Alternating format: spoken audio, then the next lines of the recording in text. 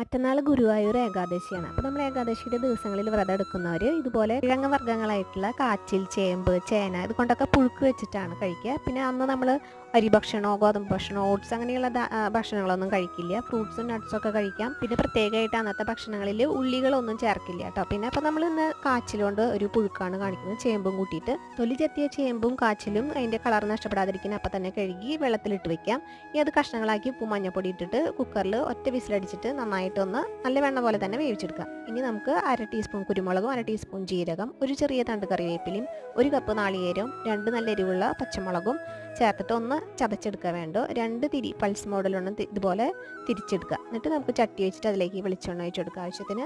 പിന്നെ നമ്മൾ നല്ല വെണ്ണ പോലെ വേവിച്ച് വെച്ചിരിക്കുന്ന ചേമ്പും കാച്ചിലിട്ട് കൊടുക്കുക. നമ്മുടെ അരപ്പ് ചേർത്ത് കൊടുക്കാം. കുറച്ച് പച്ചമുളകും ഒരു 3-4 കതിരി വേപ്പിലയും കൂടി ഇട്ടിട്ട് നന്നായി ഒന്ന് വഴറ്റി ഇതുപോലെ നല്ല കുറുകുറാന്ന് ഇങ്ങനെ 2 തിള തിളച്ച് കഴിഞ്ഞാൽ വാങ്ങി വയ്ക്കാം.